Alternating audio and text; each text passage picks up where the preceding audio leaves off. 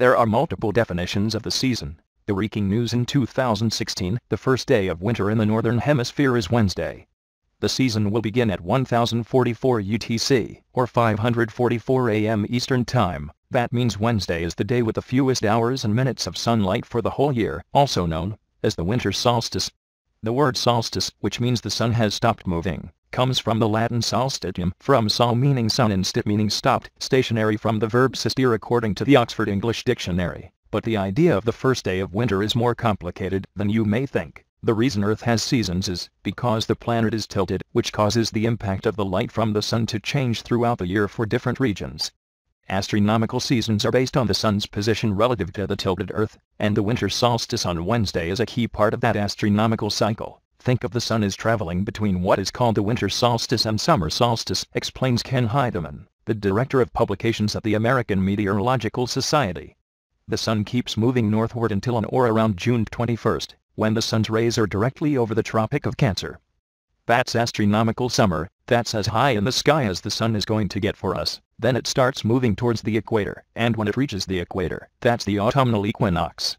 Then it keeps going south until the sun is directly over the Tropic of Capricorn. As far south as it's going to go and as far away from us as it's going to be. That's winter time.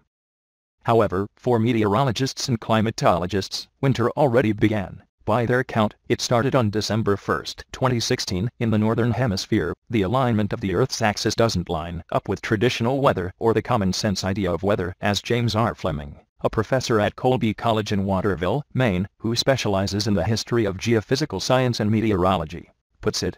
That's because weather data is usually based on monthly temperatures, since December, January, and February typically have the coldest temperatures on average in the Northern Hemisphere. These scientists consider that 3-month period the winter season. The winter solstice is also not to be confused with the coldest day of the year. There is about a 1-month lag, 27.5 days to be exact, between the winter solstice and the day predicted to be the coldest of the year.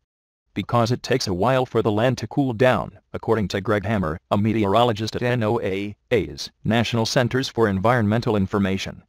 It's like putting a pot of water on the stove, says Kevin Trenberth, a senior scientist in the climate analysis section at the National Center for Atmospheric Research, who calculates that the coldest day of winter, 20,162,017, in the U.S. is expected to be around January 15th or 16th. A lot of warmth has been accumulating over July, August, September, October, and November leading up to the winter solstice, so the really cold air hasn't set in right at the solstice. Heidemann explains, it's really the beginning of it.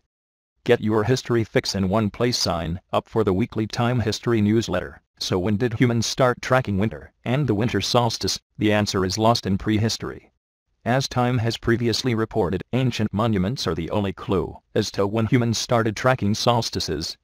An ancient person in Africa, England or North America might have sat cold and shivering in a certain point where they had natural mountains or boundaries, and looked off in the horizon waiting for sunrise, says astronomer Mary Kay Hemingway, formerly of the University of Texas at Austin. You do this for a long time, and you'll be aware of which stars you see in the sky, and anticipate where the sun is going to be each day. What they were doing is making a calendar. The solstice is the origin of having a calendar system. Real comprehension of the solstices and the astronomical seasons came later, after the heliocentric model of the solar system was introduced by Copernicus in 1543. Adds Volker Brum, professor of astronomy at the University of Texas at Austin, who defined meteorological winter may also not be totally clear either, but it may have been devised at some point during the early to mid-20th century, when climatology became more quantitative, according to Fleming. He argues that the need for the statisticians to generate seasonal averages may date back to prominent Austrian meteorologist Julius von Hahn, who, in 1897, stated that climate is some of the average weather conditions. But whether or not people understood the reasons why winter had come, its beginning has long been noticed. Many cultures had feast days around the date of the winter solstice, including Christmas and Hanukkah. As Fleming puts it, many consider the winter solstice a moment for celebration, because from that point on, the days keep getting longer until we get back to summer.